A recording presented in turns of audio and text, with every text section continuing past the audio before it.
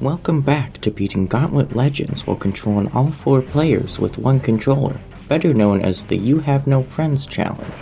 This is part 3 of the challenge, and we will be tackling the third world in the game, the town. Of course, if you haven't yet watched parts 1 and 2, make sure you do that so you're all caught up on the challenge so far. But for now, let's begin part 3. We're about halfway through all the worlds in the game now, and we're ready to take on the town. This world has the most boring name in the entire game, just the town. We went from the Mountain Kingdom to Valkyrie's castle and now just the town.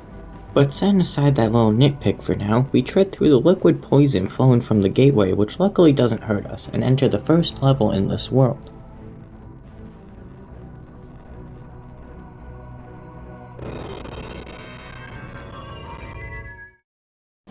Upon entering the poisoned fields, we are immediately bomb rushed by 3 of those guys with explosive barrels on their backs. In this world they have toxic gas in their barrels, but still acts like the explosive barrels if we get hit. The standard enemies in this world are zombies, who are noticeably tankier than the enemies we encountered in the castle, but with our combined firepower we can still take them out easily enough. We've also got some ugly little leeches running around in this world instead of rats or scorpions. These guys are fast and can swarm you easily, so you gotta take out their spawners before too many of them pop out. We make our way over this large log that is conveniently stuck in the river, acting as a bridge. Annoyingly, there is another one of those explosive guys directly on the other side of this key gate, so we have no choice but to unlock it and take the hit because we can't hit them while the gate is up. After entering that area, we are immediately getting swarmed by zombies and leeches. It is extremely important to keep everyone together here so we don't get overwhelmed by their sheer numbers. The main reason we wanted to get in here was because the first obelisk in this world is hidden inside of these ruins. Once again, there are only 2 to find in this world before we can open up the next gateway. Further into this area, we encounter the first golem of this world. The golems here are like these green mutant cyclops things, but with 4 players they still go down very easily. After that, we find a dead end with plenty of zombies who are hiding lots of fruits and gold, so we take care of them with a max level turbo attack and fill up some of our health using the fruit. There isn't really anything else to do in this little area. If you already have the obelisk activated, you could literally just ignore this area and still complete the level. We head back to the main area and try to clear out all the zombies who are starting to become large hordes now. We can also see past some of the fences and walls where even more zombies are spawning but are unable to reach us. Perhaps this level would be a good XP farm if you just stay on one side of the fence taking them out as they spawn from the graves on the other side. Further on, we make it to this area with plenty of farmland to grow crops. Unfortunately, with everyone being turned into zombies, all the crops have withered up and died. I remember playing this level on my N64, and the low resolution made it so hard to see the leeches crawling through the crops, but playing on an emulator with modern hardware makes it crystal clear. No leeches can begin a sneak attack on me this time. On the other side of all those crops is an actual farmhouse, and as you could have guessed, there are hundreds of zombies surrounding it. More importantly though is that we find another delicious banana that luckily wasn't engulfed by the flames. We find a random breakable wall just after that, and press the switch inside of it. It probably did something important, but I couldn't tell you what that is because this level is just so darn big. Behind the farmhouse, we find these small little garden areas that have some nice loot for us.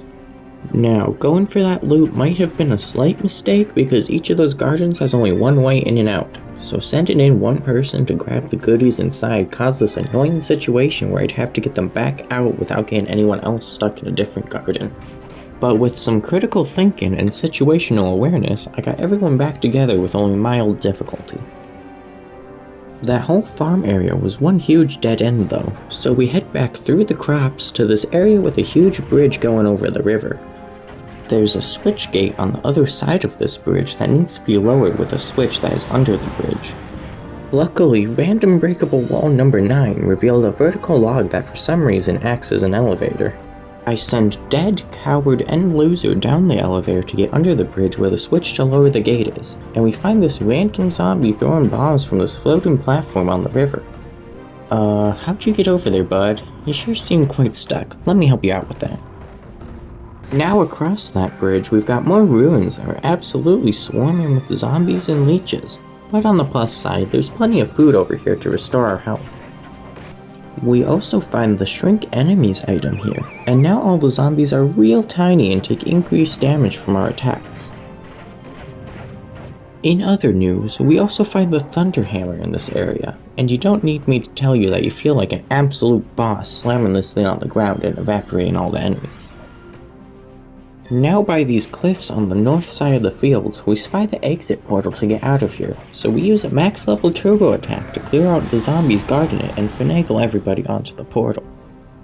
Boy, that was a long level. Hopefully they get a bit shorter going forward.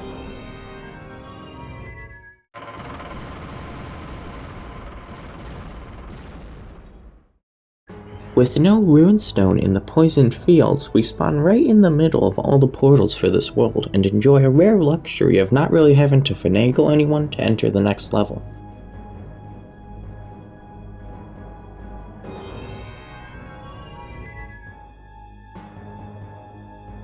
The moment we spawn into the haunted cemetery, chaos erupts and zombies are coming at us from every direction.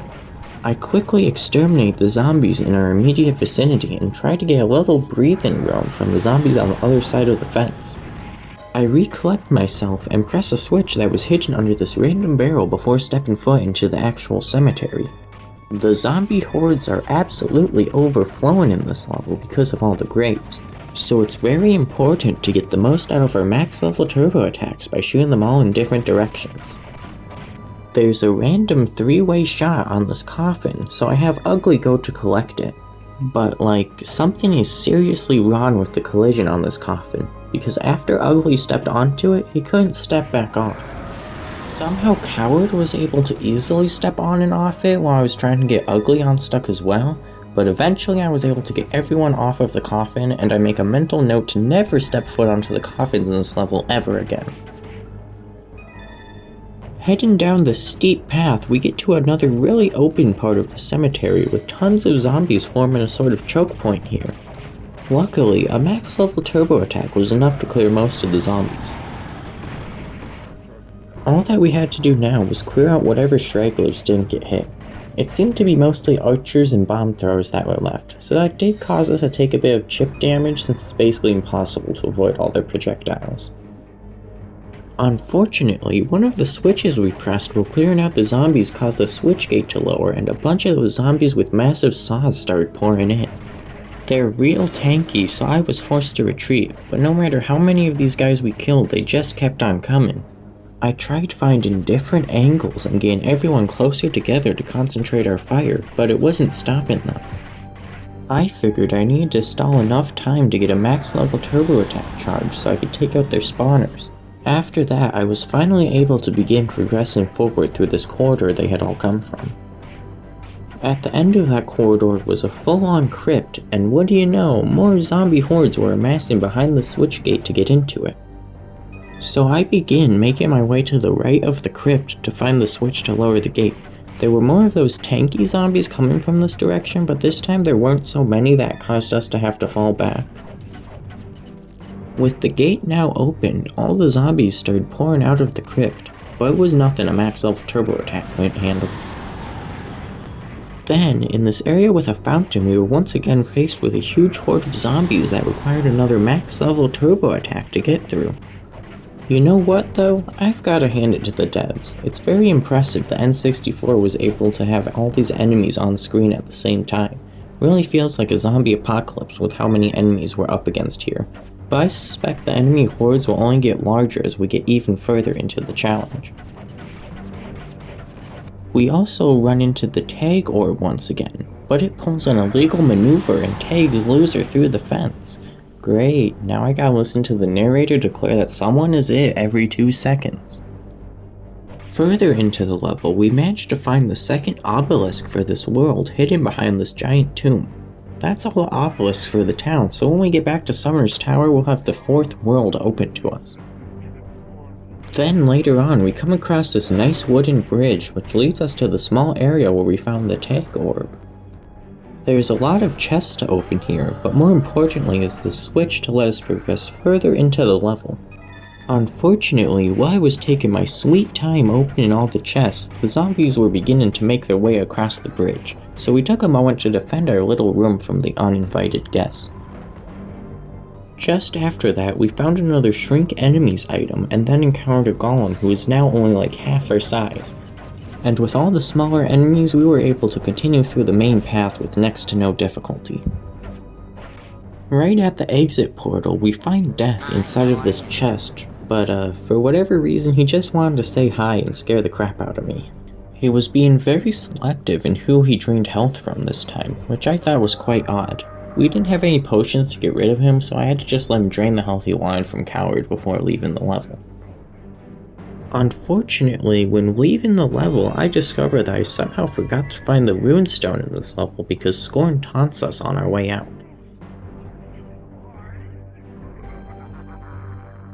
Looks like I'll have to come back for it later.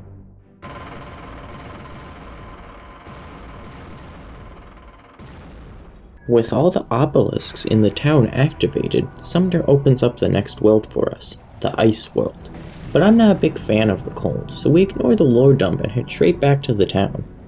With just some real quick finagling, we had now entered the halfway point for this world, the Venomous Spire. As per usual, with this being the halfway point of the world, the normal zombies have been swapped out with these plague grunts. These are the guys responsible for turning everyone into zombies, so we show them equality and give them the exact same treatment we did to the zombies. But these guys are just as tanky as the zombies, so there isn't really any noticeable jump in difficulty here. Behind this large courtyard area at the start of the level, I found this breakable wall with a switch inside.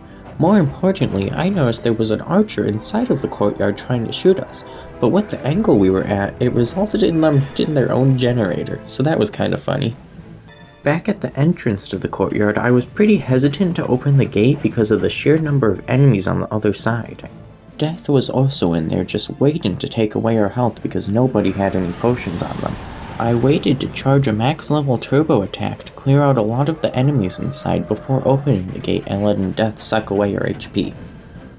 With most of the enemies already wiped out, we faced very little resistance inside of the courtyard and grabbed a bunch of loot that was just sitting around in here. Random, but I've always wondered how the plague grunts managed to not get the leeches to attack them and only attack us. I feel like the leeches would just suck the blood of whoever is closest in a realistic setting. Maybe these leeches are trained, sort of like dogs, and that's why they only attack us, but who knows. In another courtyard, we encountered the strongest plague grunts in this world, the ones with the green cloaks. These guys are quite tanky and take quite a lot of effort to clear out in large numbers. I'm mentioning this now because these guys will be problematic in just a bit. So the way forward was blocked by a switch gate which eventually led me to the outside of the second courtyard. I know it looks real similar to the beginning of the level, but trust me, we hadn't been here yet. Getting around to the back of the second courtyard, we find an absolute horde of those green guys. This is where they become problematic. They are so tanky that I can't easily clear them out, so I try to have everyone retreat a bit, but Coward gets caught on the enemies and pulled away from the group. More enemies began surrounding Coward and they took quite a bit of damage from them before I was able to get Coward back to the rest of the group. But in all the chaos, their generator was destroyed, so all I had to do was clear out the remnants now that they couldn't keep spawning. Oh, and all that was just to press the switch in this little crevice so we could continue through the level. Going over this long wooden bridge, there were once again tons of enemies trying to revoke our life privileges, so I had Loser use a super shot item to try and clear them out. It was sort of effective? Question mark? I knew there was a runestone in this level and didn't want to miss it this time around. I found it behind this wooden fence, but we couldn't reach it until we found the switch to lower it. Knowing I needed to press the switch resulted in me running all the way back here to check if it was open after pressing literally every switch. It was tedious, but eventually one of those switches did remove the fence blocking our way to it, and I was now free to progress through the level normally without worrying about missing the runestone. We then began making our way up the actual spire, because this level is called the Venomous Spire, more like the Endless Courtyards, but I guess that name was already taken by the castle though. Making our way up wasn't too notable because it was just one long path, so other enemies came at us in a neat line, easily getting obliterated by the group's firepower. I think the only notable part was here, where a bunch of enemies got the jump on us by hiding inside of this random hole in the wall where the camera couldn't see them. At the top of the spire now, we had plenty of switches to press and enemies to send on a one-way trip to the underworld. The exit portal was right in the middle of this area, but there were walls on every side of it, so we had to tediously find every single switch until they were lowered. While doing that, we found a scroll that was ranting about Tarkana's scroll being buried somewhere in the spire, so time to backtrack a bit to find it.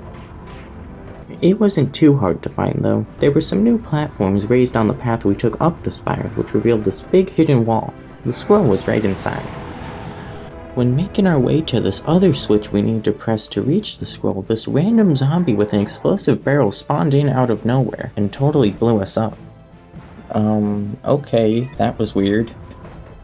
Anyway, we then got the Scroll of Tarkana, and this is another one of those special items that can be used against bosses, so we'll have a use for this much later on. With Tarkana's scroll collected, all that was left was to finagle our way into the exit portal back at the top of the spire. Coward lost quite a bit of health in this level, so hopefully we'll find some food for them in the next level.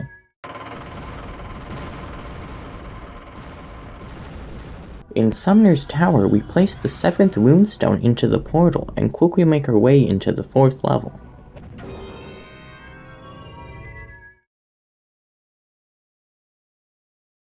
Now this is quite the sight. We're high above the poisoned fields from earlier in the world, now catching a ride on the Toxic Airship. This airship is the source of all the toxic gas we've seen inside of those green barrels, so hopefully we won't see any more of this toxic gas in future levels after exterminating everyone on board. Once again, those tanky green enemies are back, and every time we run into these guys, we have to use a max level turbo attack to clear them out. So if it's not charged, then we just gotta stall them for a really long time while we wait. Hopefully this is as tanky as the enemies get for a real long while. Why hello, poor guys stuck behind the gate that only I can unlock with keys. This one's kind of on you guys for stupidly locking yourself in there and showing up with melee weapons. As we tried to make our way onto this giant balloon, we got absolutely blown up for like the 20th time this challenge. The only thing up here was a key, so we probably could have just carried on without coming here, to be honest. Back on the actual path, we were faced with this really annoying elevator at the bottom of this slope. I couldn't get everyone onto it at the same time, and the switch to call back the elevator was back at the top of the slope, so the camera wouldn't even let us run back there if we wanted to. This resulted in the group being split into two parties. Dead and Coward were on the elevator having a grand old time going up and down, while Ugly and Loser were stuck trying to get on board. I also had to contend with the random enemies who were waiting at the bottom of the elevator. But thankfully, after a lot of random finagling, we got everyone onto and then off of the elevator to continue through the level. We were now getting onto the actual airship instead of those random platforms, and the enemies were crammed in pretty tight. Haven't you guys ever heard of social distancing? You've got the masks down, but you still gotta stand 6 feet apart. The airship is split into two main parts, the actual floor and the crow's nest. I made my way up to the crow's nest first, which was kind of difficult because of the narrow walkways, but it wasn't too bad. There was also a lot of archers and bomb throwers up here, who all went down quite easily, but they still got a little bit of chip damage off on us. The only reason we actually needed to head up to the crow's nest was to press a switch up here. That's basically how the game makes you explore every single area and clear out all the enemies. No random optional areas with some sweet loot, just gotta go everywhere to find all the random switches to actually progress through the level. We make our way back down and proceed through the main deck of the airship. The amount of toxic barrels here is insane, but I guess I shouldn't be too surprised since this is where it all originates from. but couldn't you guys at least find a better place to store them rather than just leaving them scattered about? We head on top of these boxes that are conveniently placed to form a path. At the end of all these boxes was the 8th runestone just chilling in this hole in the wall. I'll be taking that now, thank you very much. We push forward to the very front of the airship where a golem is waiting. I tried using Ugly's rock shower turbo attack to get rid of it, but also forgot the crow's nest is above us. Oh well, we still managed to take it out with our basic attacks. Death tried to give us a high five right after that, but we're not big fans of physical contact, so we sent him right back to the underworld with a ton of potions. We then find this random platform suspended by a balloon housing another delicious banana. Yes, this must be too good to be true. Turns out it was too good to be true, because Death was hiding in the chest and ambushed us, getting revenge for forcibly declining his high five from earlier. It's hard to see here, but there was a random leech stuck behind this chest. Oh well, enjoy your life, buddy. We had now cleared out the entire airship and were back on those random platforms. We encountered this tiny island that was stacked full of boxes. While trying to fit everyone into the passageway made by breaking them, a bunch of those green guys were piling up on the other side. Nothing a max level turbo attack can't fix. Oh great. We didn't take out their spawner with it, so they're just flooding back in now. If I could just finagle everyone through all the boxes, we'd have enough firepower to take them out. Okay, everyone's through. Now you guys are done for. We've got another golem on this platform surrounded by toxic barrels, but for some reason the toxic gas still hurts it. Like, dude, aren't you supposed to be immune to this gas now that you've transformed into whatever abomination this is? Oh, something tragic must have happened here. The floor is missing. Luckily we can still just barely fiddle on the sides of the platform. After that, we had reached the heart of the Toxic Airship. Inside is the vat of the Plague Fiend, the monster responsible for all this toxic gas.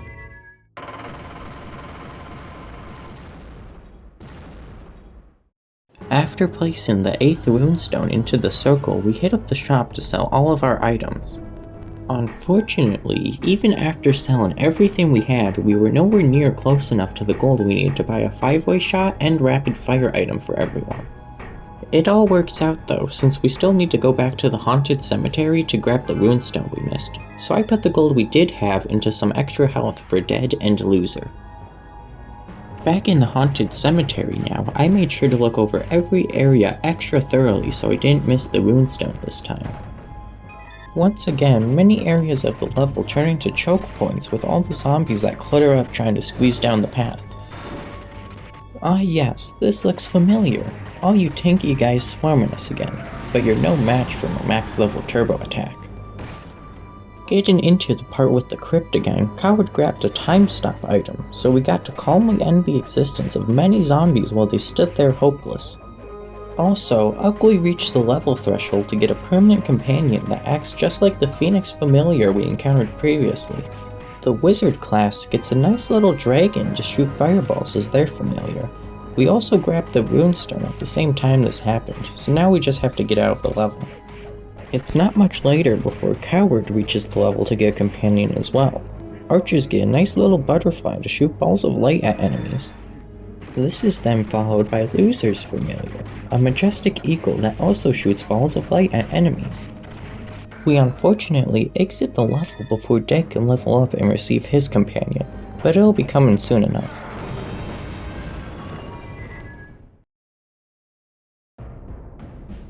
That's the 9th runestone added to the circle, which finishes off all the runestones from the town. I now decide to start preparing for the boss of this world, so I see what all we can afford from the shop. I was only able to get Coward a 5-way shot and the rest of the group got fire amulets to increase their damage. I knew we wouldn't be able to defeat the Plague Fiend like this, so it was back to the Valley of Fire to get more gold. I played through the level just once before going back to Sumner's shop to buy the remaining guys a 5-way shot or rapid fire if they could afford it. I was now feeling pretty confident about our chances against the Plague Fiend, so I decided to take a shot at it. Now, I wasn't expecting to have an easy win here, but I definitely wasn't expecting to get absolutely curb stomped the way we did.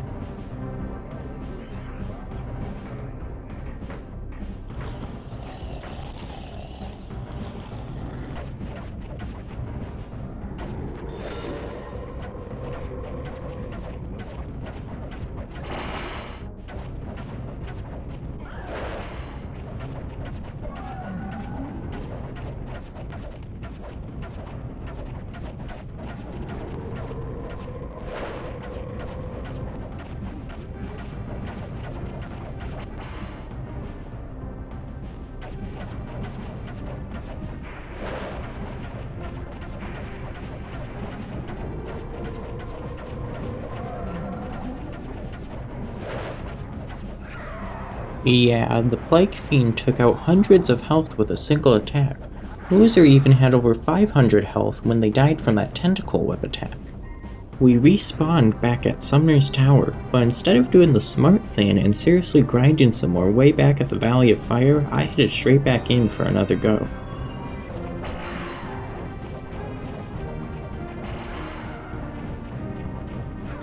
Yeah, that turned out even worse than my first attempt. Any sensible player would have done some serious grinding before going back there, but remember, I'm very stubborn. So I went back at this boss over and over and over again. The only way I can convey the absolute slog that is this boss is through a death montage, so enjoy about an hour and a half of me fighting the boss condensed into less than a minute.